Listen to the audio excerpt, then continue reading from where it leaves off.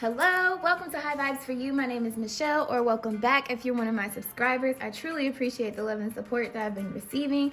And in this video, we are going to be doing lunar vibes. So if you're new to this series, this is where I focus on the cycles of the lunar phases and how it's affecting your life and how you can use this energy to help yourself evolve in situations and relationships around you. So this lunar phase, we are in the Waning Gibbous phase. This is where we do a lot of introspection and we do a lot of sharing, and we really turn inwards to find clarity and reflect and evolve on past decisions and directions of where we're going. So with Waning Gibbous, it's actually transiting through Virgo, Scorpio, and Libra. I got it out of order. Okay, so it's going from Virgo to Libra to Scorpio. So Virgo is the 6th house. I have these cards here to help you understand the astrological perspective of it. So it's dealing with the 6th house, which is work, useful activity, everyday life, health, care, and your well-being. The energy of Virgo influences you to take care of yourself, question yourself, and improve yourself. Definitely speaking to the introspection and the turning inward.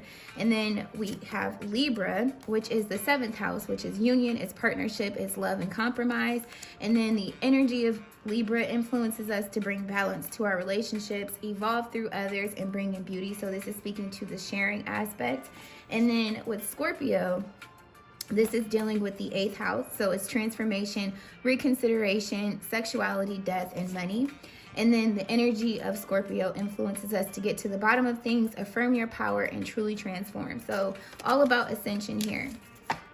Now, we are currently in Libra. It's going to go into Scorpio as it's going to the last quarter on Friday, the 14th, which is Valentine's Day. And it will be in Scorpio until Saturday when it goes into the last quarter. And of course, I'm going to do another video on that. So let's go ahead and dive into the moonology and see the energy or influences of this lunar phase. I would love to invite you to go ahead and subscribe to my channel. My channel is focused on evolving self, healing, and manifesting. I'm actually working on a manifesting series right now, but I like to be very thorough in the information that I'm articulating to you guys. I'm not just one of those people that's just going to regurgitate information. I like to actually try it for myself so that way I have relatable experiences and make sure that I'm very knowledgeable in what it is that I'm talking about. So, but I digress. So we're going to go ahead and get your moonology card. And my Lunar Vibe series, I don't think I uploaded the video that I did because I've been busy with personal readings, but I'm going to do collective readings for the Lunar Vibe series, and then I will do individual signs and elements with the other videos that I'm uploading. I'm working on being more consistent, so I appreciate you bearing with me through the transitions that I'm currently going through. But I digress again. Let's go ahead and get your card. Well, 2 cards, actually. First card out. We have You Are Good Enough, full moon in Virgo. One more, please. Ooh, that fell in my lap. 2 fell in my lap. So this is interesting. We have luck is on your side and bring love into the situation. New moon in Aquarius. So this is dope, but it fell in my lap. So we're going to get one that actually goes on the table. But I feel like that is just an additional message in the reading, and we'll see how it plays out. So we have Believe in the Impossible, blue moon. Instantly, oh, and at the bottom we have 3rd quarter moon, which is actually the last quarter moon, which is right after the Waning Gibbous, and it says adjustments are required. So this is right on point with what we are talking about here, but I digress. So we have You Are Good Enough, full moon in Virgo, and then we have Believe in the Impossible, blue moon. So to me, these 2 cards are dealing with your desires, what's in your heart space, and then this is also dealing with the truth. This is seeing past any illusion and honoring this truth regardless of what the circumstances may look like right now and bringing them into fruition. So I'm going to get you what the moonology says about these 2 cards, and then we are going to dive into your tarot. So You Are Good Enough, full moon in Virgo. Okay. So it's time to be really honest with yourself and understand what's led led you to ask your question. Okay, sorry. I get stumbled up on my words sometimes, so bear with me. I'm human. Okay, have you been humble to the point of being self-effacing? Humility is good, but it can go too far. And drawing this card suggests you may be underrating yourself. You don't have to be flash, just quietly certain that you are good enough. At the other end of the scale, you also need to honestly answer this question. Have you been too picky? The full moon in Virgo needs some truthful answers. Once you've given them, it should be easier to see how you got where you are. Your next step should be then to be more obvious to you. Pay attention to the details. Hard work brings results. And this is speaking to that introspection where you're really looking at what it is that you desire, what you're doing to bring this into fruition, and what you've been doing that's been holding you back. And also who, because remember we have Libra, and that's speaking to your union and your partnerships. And so then we have believe in the impossible, blue moon.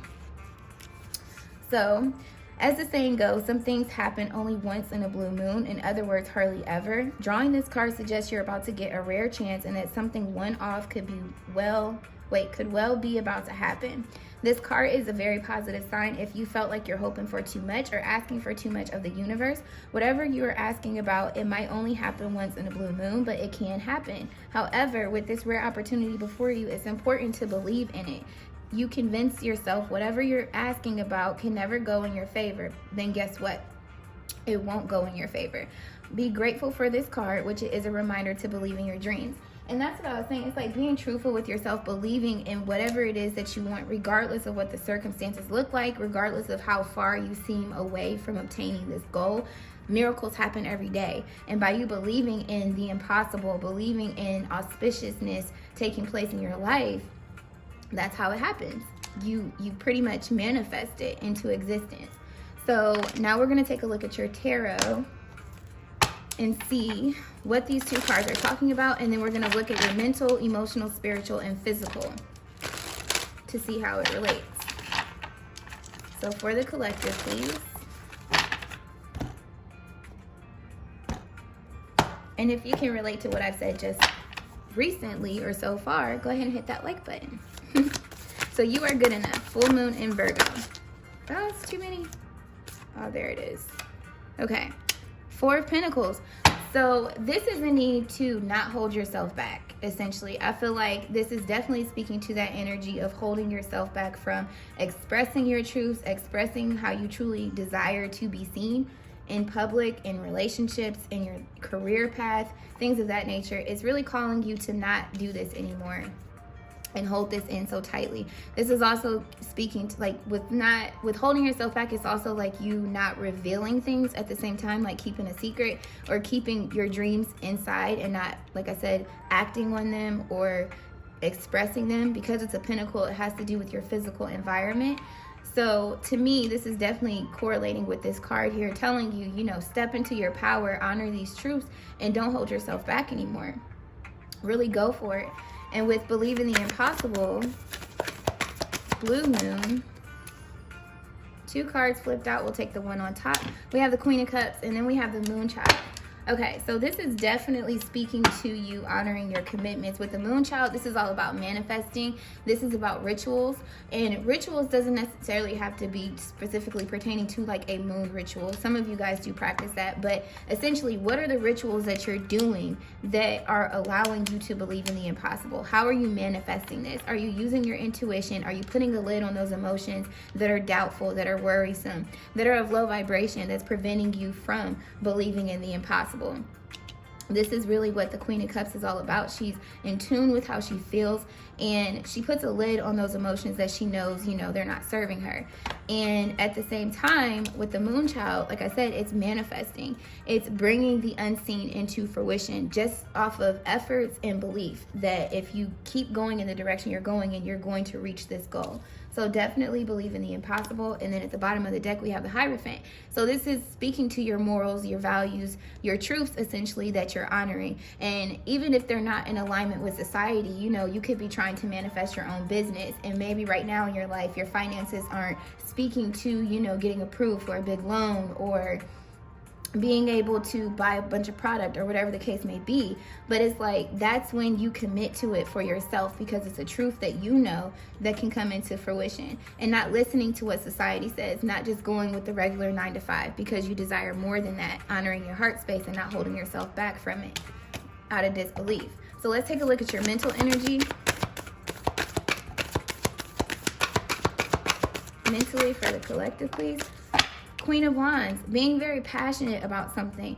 This is definitely in alignment with your heart space. I feel like with the Queen of Wands, she's very, very true to herself. She's discovered something that she desires to do, something that is of wish fulfillment, with the Nine of Cups being at the bottom of the deck here, and believes it beyond a shadow of a doubt. It's not needing the validation of other people. It's simply knowing that this is good enough. I'm good enough to make this happen. And being very passionate in your execution of doing it, with giving it your all and not having doubt in the way, holding you back. So this is beautiful here. Let's see the emotional aspect, please. Okay. We have the Knight of Cups. Sorry, I didn't mean to hit that. But the Knight of Cups is speaking to coming forward out of compassion, out of love for yourself. It's taking action. So this is beautiful that we have the Queen of Cups here, and then we have the Knight of Cups. The Queen of Wands, and then the Knight of Cups. And this is an action card, and it's taking action on that which you love, what your heart desires, and not holding yourself back from it. So emotionally, you're in this energy where you want to do this. Mentally, you're very passionate about it. It's something that's really at the forefront of your mind, and it's speaking to believing in the impossible as well with the universe card here. This is believing that the universe has your back. As long as you believe that it's obtainable and you apply efforts to it without any doubts or worries, or don't let anybody hold you back, and just focus on you and the universe, which could be your angels, your guides, your ancestors, God, whatever you identify with, it will happen through the efforts that you're putting forth. Because with the Knight of Cups, it's taking action, and how to explain it? It's like doing something because you love doing it, not doing it out of fear, or doing something because you feel obligated. Like you literally enjoy this, is what I'm getting with the Knight of Cups. So spiritually, we have the Six of Cups.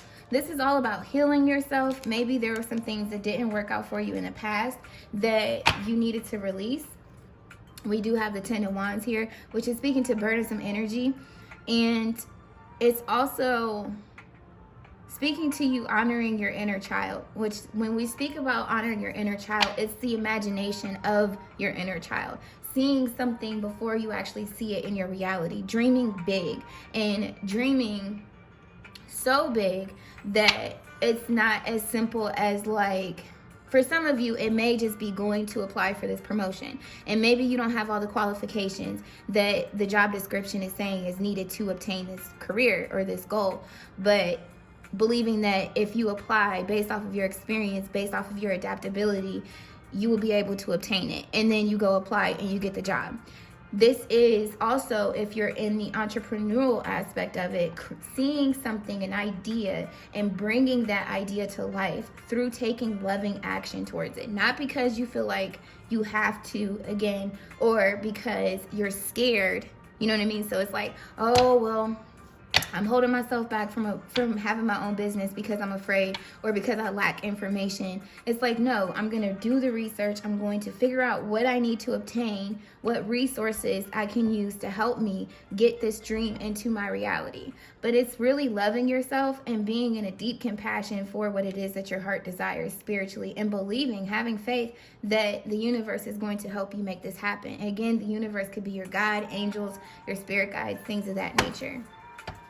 So, with your physical environment right now,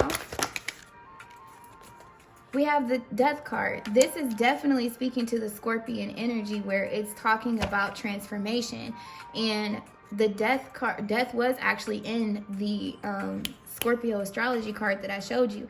And it's speaking to transforming. It's transforming this 3D realm belief that, how to put it, it's like, if you don't have, or you're lacking in something, then you can't obtain it. You can't go for it. Or if you, like I said, you don't have all the qualifications, like going to school or having certificates, things of that nature, to obtain this goal, this dream that you want. You're transforming your reality and transforming yourself at the same time by believing in the impossible. You're honoring your truths, and in that essence, it's like it's a soul path. It's a soul journey that you're on here with this transformation. You're essentially ascending your consciousness by believing in the impossible, because you're connecting with spirit on a higher level, and also following your intuition into the unknown, into the aspects that you can't foresee. And by believing, simply just by the belief and the positive thoughts and affirmations that you're doing, you're going to see things just kind of come out of nowhere and trickle in and help you get to this level with the actions that you're taking. And then at the bottom, we have the Two of Wands. So this is all about discovery. This is decisions that you're making that are allowing this transformation to take place. Maybe you're cutting back on kicking it. Maybe you're starting to read a lot more. Maybe you're starting to, like I said, devote your free time to what this is that you're trying to bring it to fruition, versus just kicking it or hanging out with people that don't have the same beliefs as you or doubt you at the same time. So this is beautiful. This is you really making sound and solid decisions energetically and physically to transform your reality and who you are as a being as well. So that's what I got for you for your tarot. Now we're going to take a look at what you need to surrender to allow you to bring this in. And then I'm going to get you your mantra, however you say it. Tomato. And that will conclude your reading. So for the collective, please. 2 cards.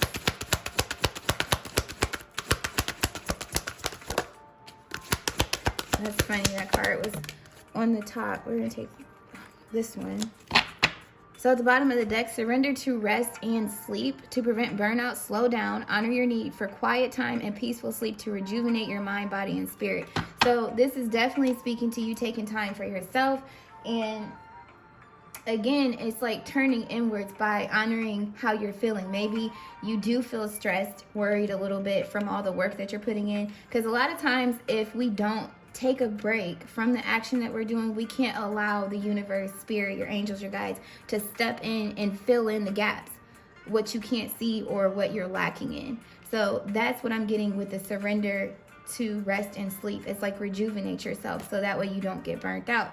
And then we have surrender to passion. Get out of your head and feel the fire in your belly. Focus on the people or activities that ignite your passion and let it flow. This to me is speaking to the Libra card, where it's like revamping your relationships that you entertain, that you give your time to. Like I said, removing those people that lack this belief system that you have, where you believe in the impossible, but ultimately at the same time being in your Queen of Wands energy and acting on it from a compassionate level. Like I said, with the Knight of Wands, emotionally really wanting to focus on this heart desire on changing and expressing yourself. And then we have surrender to your soul's path. Didn't I say that? I said this is like a soul purpose, like a soul journey.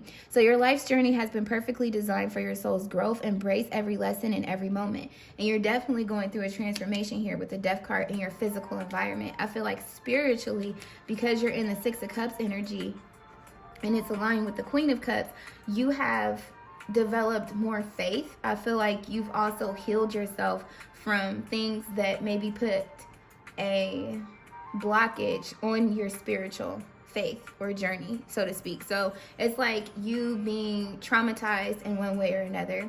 Not necessarily something that's like super dramatic, but it's just like you going for something and then not getting it, and then you holding on to that failure and it holding you back from doing what you love and just doing things out of obligation or out of fear because you know they're easily attainable. You're not in that space anymore. So now I'm going to get you your mantra. I'm always going to say that because I really don't know how to say it. I'm just going to throw that out there. But I said it both ways. So that way if you identify with one or the other, you know what I'm talking about. And this is going to be for the collective. 2 cards, please. So that literally just like flew over my head. So yeah, this is why it flew on the floor, because you've already done this. Releasing expectations. That's all about manifesting. It's like releasing the how and the when and just focusing on doing and believing.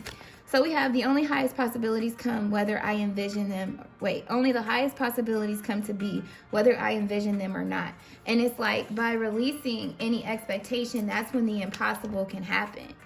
You know what I mean? It's like when you don't place too much expectation on or outside of knowing that you're going to obtain it, but not focusing, like I said, on how or when or where. You know what I mean? The finer details of it. You're just going and believing in the action that you're taking. That's when you have the highest possibilities come into play. So I'm going to put this back in the deck because I don't take cards off of the ground because, like I said, I feel like that's past energy or it's already known or understood. Okay, so they wanted to give you 3. So let's see what we got here.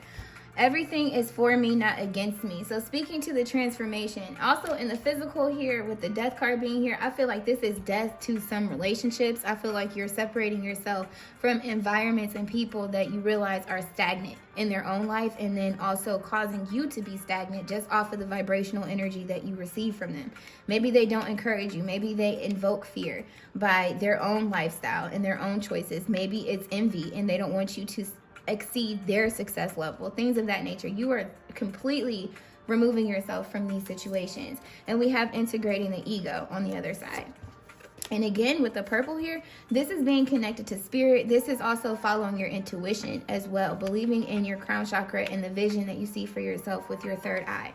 So we have, I allow myself to be content exactly where I am, discovering happiness, honoring your heart space, knowing that you're good enough to be in this energy of going after what it is that you desire, and really attuning yourself to what it is that makes you happy, surrendering to the passion that you feel. And then we have dispelling sadness. I feel better once I get the rest I need. What did they say? Surrender to rest and sleep. So this is definitely in alignment with the reading. So I hope that this was helpful. If it resonated, let me know. Hit that like button. I definitely invite you to subscribe to my channel for more updates and weekly uploads. And yeah, I'm sending you lots of love, peace, clarity, and abundance and overflow. And until my next video, continue to vibe high. Bye.